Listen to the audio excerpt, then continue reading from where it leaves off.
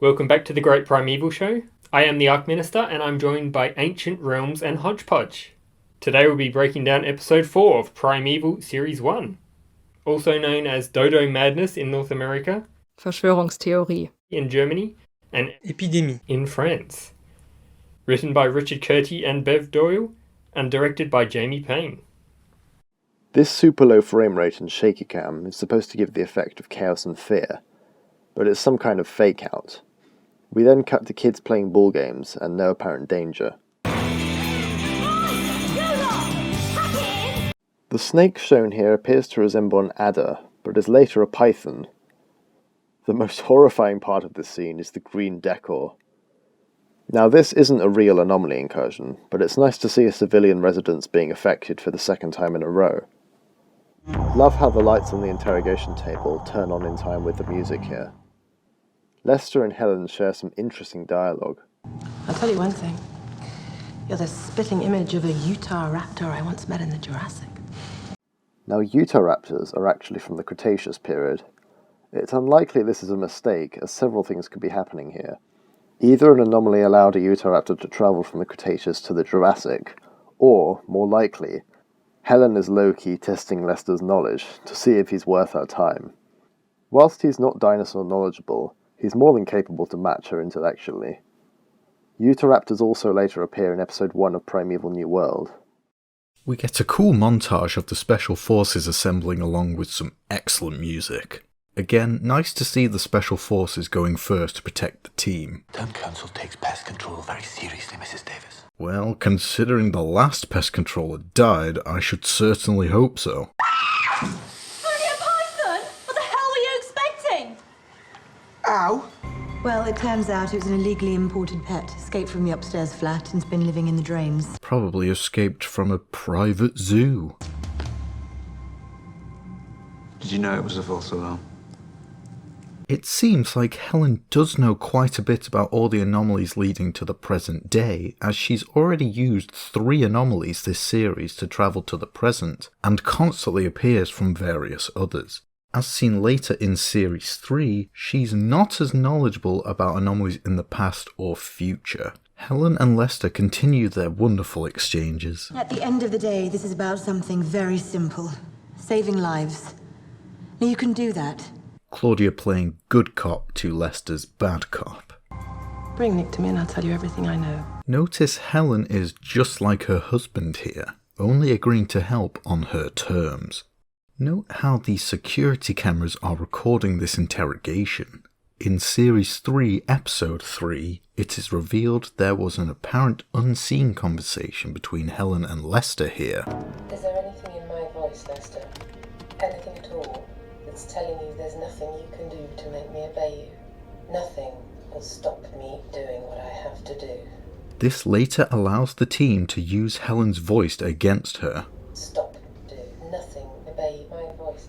Stephen is shown to have a mild fear of snakes here, so maybe he didn't wrestle an anaconda like Connor said in episode 1. Not to mention wrestle an anaconda. Connor politely asks Abby if he can move into her flat for a few days. Notice how Abby doesn't actually process what Connor has asked her. We're gonna need a bigger snake. This is a reference to the film Jaws. These flats were filmed at Dorset Estate, Bethnal Green. More wonderfully written and acted dialogue between Cutter and Helen. I need you to get me out of here, Nick. Well then, tell me what you know. Love how Cutter goes from 0 to 100 in 0.5 seconds.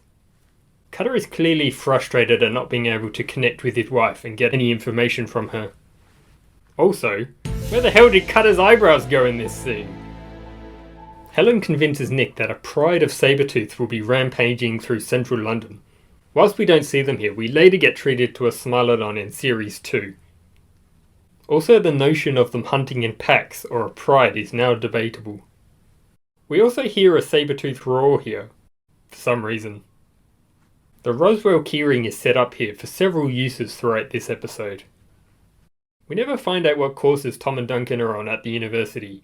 Seeing that Tom and Duncan make all these little devices and the fake dinosaur, it's possible that they're studying film production / engineering, perhaps specialising in prop making. Put some trousers on, Abby. Connor being a creep again and asking for a kiss to sell the idea of him being Abby's boyfriend for Tom and Duncan. You and the hot blonde. Unbelievable. Connor also calls Rex a dinosaur. It's not a dinosaur! Mate, this is my part. Where was I? Note Connor has a picture of himself with Tom and Duncan here, which he hangs up in Abby's flat. You can see this picture hung up in the next episode. Abby's flat has the name The Old Bakery on the doorbell. Stephen finds Abby and Connor in a compromising situation. Connor, of course, plays along with the idea. Nice legs. Thanks. He wasn't talking to you, Connor. Where exactly is this going to happen? Well, that's your problem. She won't tell us. She wants to take us there herself. Again, Helen only agrees to help out on her terms. Stegosaurus is mentioned. The stadium was filmed at the Den Stadium in London. See that Claudia usually changes out of her Home Office black suit to her iconic white jacket.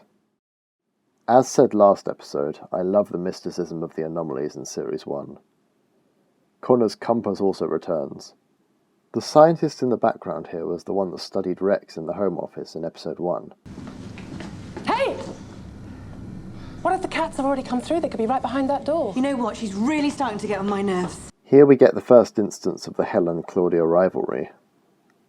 Why the hell did they let Helen keep her knife? As the freezer doors are open, we get probably the best scene of the anomaly's selective magnetism, as all the silverware gets sucked through from across the entire room.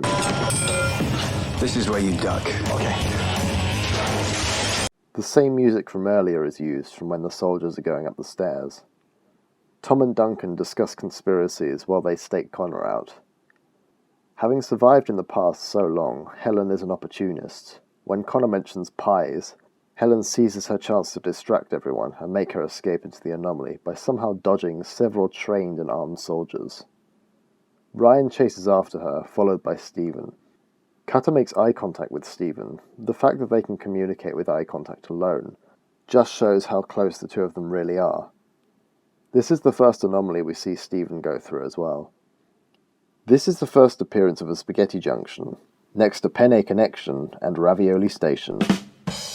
There are 7 anomalies visible, but there are possibly more that we can't see. It's also never stated where this location is set, but it's possibly in the future. This area later appears in their novel Extinction Event. Claudia continues to question Cutter's actions. Their relationship continues to be strained by Helen here. Wonder why no one thought to close the doors on the anomaly. When it comes to the dodo, there's really not much to comment on, as because they became extinct so recently, they are very well understood. As such, the model is basically perfect. Congratulations, Dodo, you get the award for Most Accurate Primeval Creature.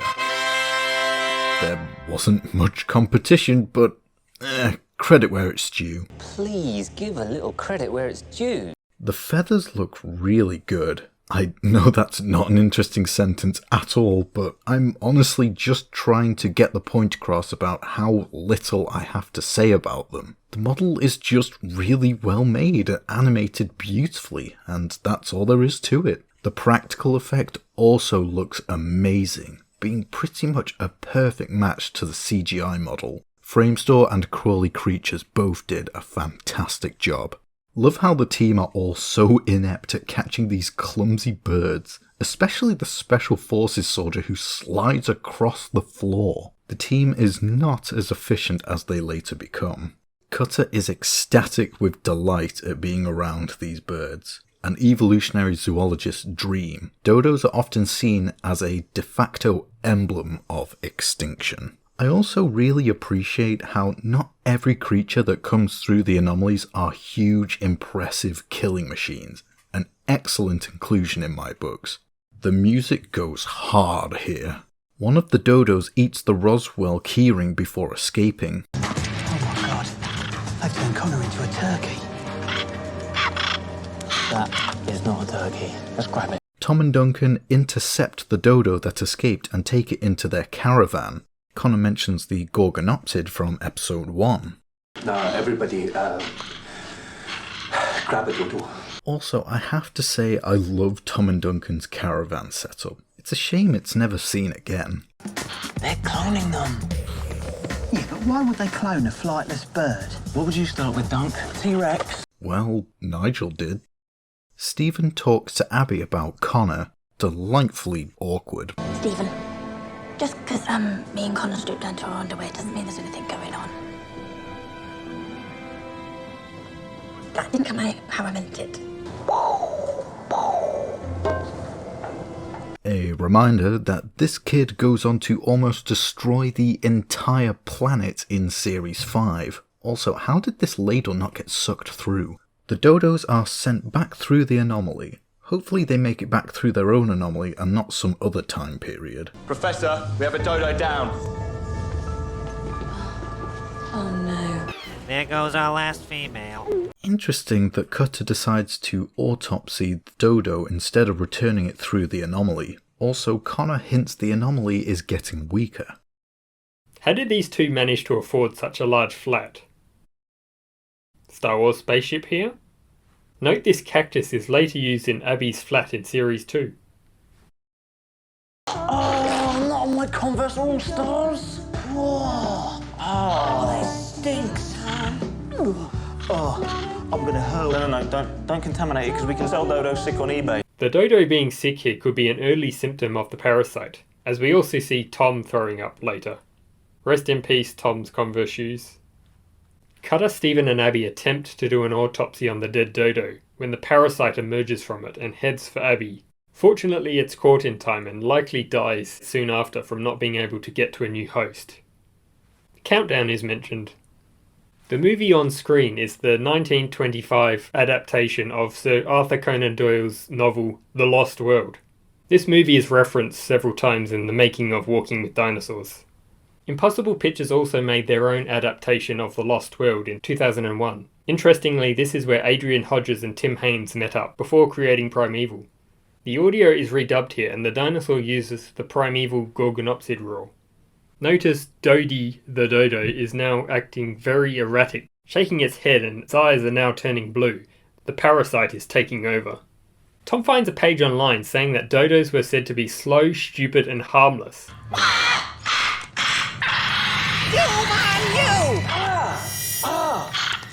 Dodi bites Tom, which transmits the parasite into him. Unbeknownst to them, they obviously don't deal with it in time. The parasite is the first creature made up for the show definitively. Cutter describes it as a giant cestoid, a group of parasitic flatworms commonly known as tapeworms. All modern cestoid species have evolved to infect a specific host. The parasite, however, seems to not have this restriction, as it is seen infecting distantly related birds and mammals. The parasite may be a basal cestoid, displaying a more generalist parasitic lifestyle. Alternatively, it may be a highly derived member that has evolved past this specialization in favor of the more aggressive generalist lifestyle. The latter theory would suggest it may be from the future. If so, this may be the first future creature seen in the show, but wasn't recognized as such, as it was an unknown possibility to the research team until the discovery of the future predator in episode 6. This is of course unconfirmed and merely headcanon. Perhaps this is the true reason for the extinction of dodos within the Primeval universe. The parasites they carried were simply too dangerous. Alternatively, the particular flock seen in the episode could have accidentally stumbled into the future where they picked up these parasites. Cutter confirms that it's an adult form of the parasite, and its method is to destroy the internal organs and attack the central nervous system, in order to mind control the host to bite another to pass on the parasite. It also has an extremely fast life cycle, only taking a matter of hours to mature. Pretty gruesome way to go. Isn't nature wonderful? Also, this is the only time we see Lester in clothes other than a suit and tie, even though he's still wearing them under these coveralls. As the discovery of the parasite by the team is taking place, the effects of it begin to take hold on Tom. His symptoms include headaches in this early stage, and the veins on his arm become more red. Dodi is locked in the bedroom and acting incredibly aggressive. Notice it's trying to destroy the light source. There's a lot of comic book pages stuck on the wall in Tom and Duncan's flat, which could link back to their film production course. Also lots of comic books in the bedroom. Duncan goes to help Tom, who's clearly not in a good way, but Tom attempts to bite him, scaring off Duncan as Tom's eyes turn blue. Somehow this parasite is able to change the colour of its host's eyes. Duncan meets Connor at a university library, possibly the Central Metropolitan University, and tells him about Tom's condition, kick-starting the search for him. And whatever you do, when you go in there, don't let him come anywhere near you. Right. Cutter is definitely showing a lot of respect towards Ryan. They're on good terms since Ryan punched him in the face. Whoa, heavy. You the idiot that stole the dodo? There's no law against catching extinct animals. You stole government property. That makes it treason. That was a joke. Interesting to see that the Home Office claims all the prehistoric creatures as government property. Tom! Tom! Where are you, mate? This is funny because Captain Ryan's first name is also Tom. As they search the flat, they find no sign of Tom, but only Dodi, who has now died. You know those movies when you think the killer's finally dead and then all of a sudden they just jump up again? Yeah, I hate those films. Cutter notices the broken light bulb and deduces that the parasite is light sensitive, and warns Connor and Duncan that Tom isn't safe to be around. Tom is at a hospital waiting room, possibly the same one as seen in episode 2, and presumably having made an appointment to see the doctor, and he's shown exhibiting signs of being infected here as he shuns away from the light and loud noise. The cartoon playing on the TV here gives off a sense of unease, even though it's just a harmless kids show. Given the context it's in, it works well to build tension. Exposure to the ambient light causes Tom to want to wear sunglasses and cough violently and run to the bathroom. We get one of the few moments of genuine body horror in the original show here, as we see the shape of the parasite crawling under Tom's skin and heading for his brain. The visual effects are so convincing it's quite horrific to see this. Back at the Home Office, Cutter explains the need to find Tom. So how exactly does the parasite pass itself on? Biting, in this case, but kissing would do just as well. Well, from the look of him, kissing isn't likely to be much of an issue. Lester appears to be pretty unmoved by all this, instead being his usual sarcastic self. You know, this is all Helen's doing. Unleashing a pandemic on us is just one more part of her twisted plan. Though Cutter tries to deny this, Lester's following statement is one of the few times Cutter is left speechless. Who knows what Helen's capable of? She's left us behind. All of us. I think you're the only person who can't admit it. Tom is put in a CT scanner. Looks like he got an appointment after all. The Irish doctor explains that they need to do emergency surgery on him. This doesn't happen, however, as Tom gets a parasitic urge and bites him. Another nice little view we get on the monitor showing the parasite making its way through Tom's brain. Ugh! You can see Tom's arm is now all swollen and red from where he was bitten. Hey, remember brick phones? Tom? Tom, is that you? This is big, Duncan. It's big. We've got to go public. Now. Where are you? No. They're using us as carriers. They want to take over from the inside. Tom, it's me. It's Connor. Tell us where you are, mate. Once Connor starts talking on the phone to him, Tom panics and throws his phone away, thinking he's involved. This is a stellar performance by actor Jake Curran to be able to convey all this emotion and trauma. Deciding he needs proof of all the conspiracy, Tom remembers the Roswell keyring and uses it to track it to its source, aka Dodi and Abby. The lights flickering in the bathroom during this scene reflects Tom's paranoid state. Awesome shot of Cutter, Stephen and Claudia, and a close call where Tom is almost spotted by the team as they enter the hospital. I like this little detail of Claudia going to shake the doctor's hand before Cutter stops her. What's he done to me? There must be a vaccine or something. Your only hope is to have it surgically removed before it gets too advanced. I hope this guy got sorted, otherwise he'd be another casualty. Presumably the Home Office dispatched a team to help him, and to stop him from infecting anyone else. We never find out if this guy actually survived or not.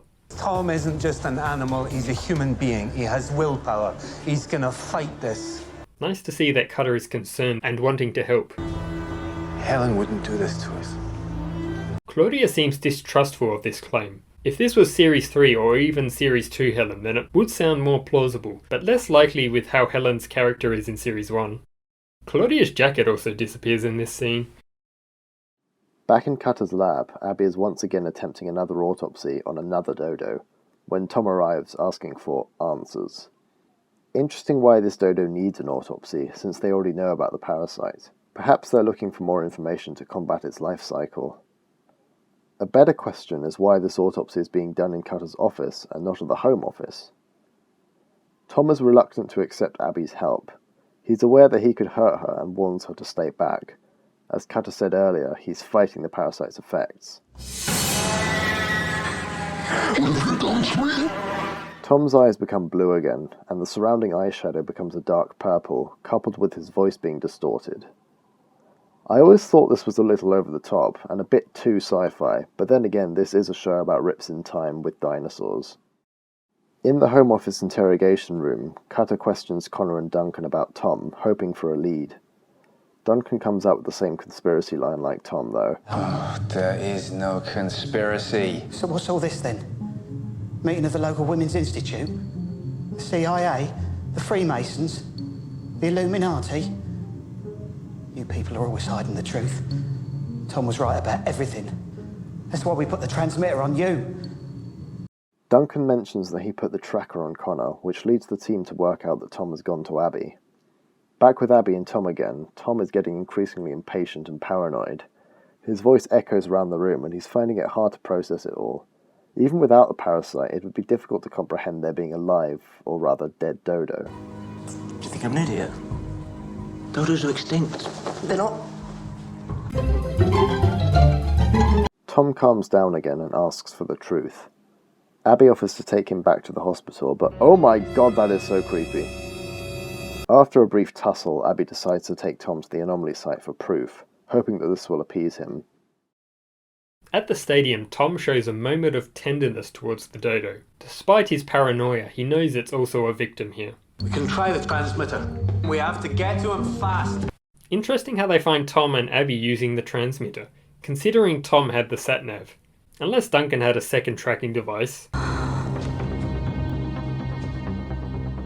He's a Home Office scientist. He hasn't got accreditation yet. Now Abby doesn't try and trick Tom with the soldier here. She's genuinely trying to help Tom find answers. However, she should have listened to Connor earlier. The anomaly has faded and disappeared at this point, which is the final straw for Tom. Do you think I'm stupid? Abby's realization of how this seems from Tom's perspective is really unsettling here, and she knows she's in immediate danger. Tom's eyes flash blue here again, and fearing being bitten, Abby takes off running down the corridor with only the sound of her breath and adrenaline pumping.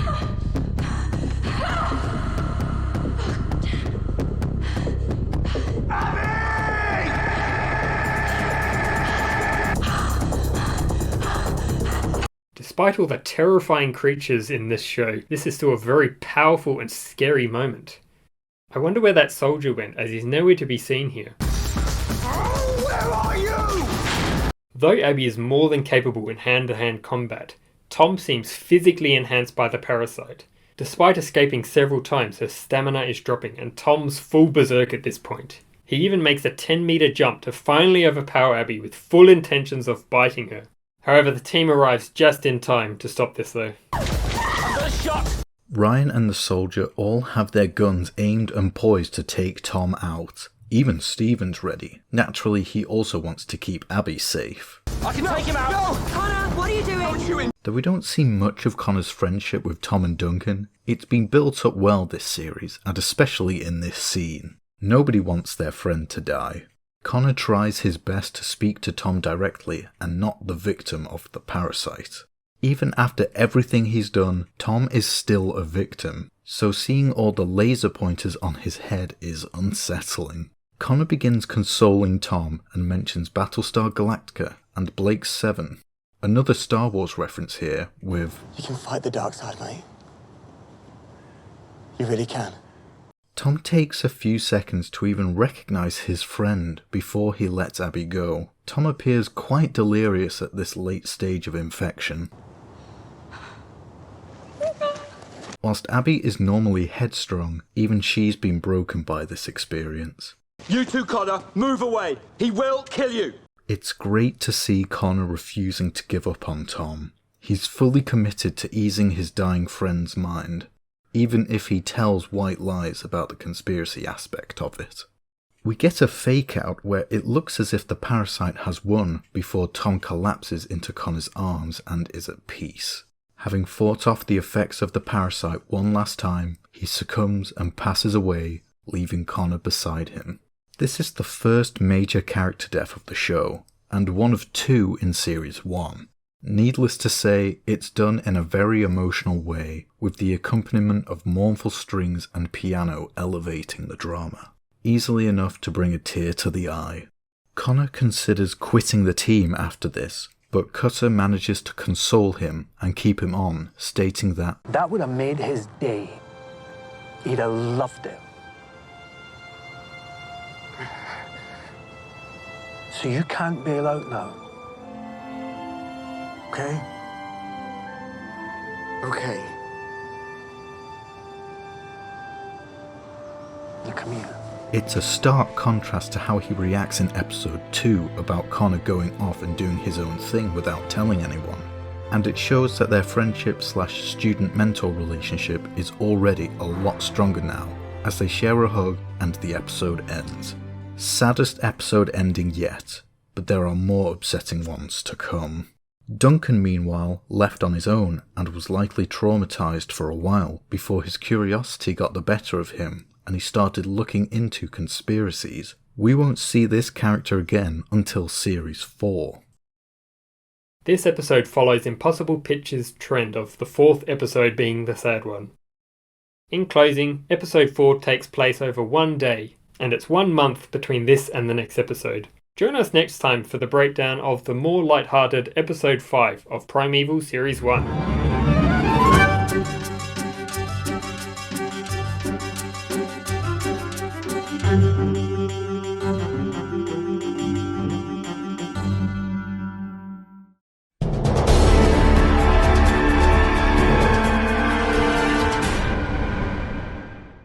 Found Abby Dozy?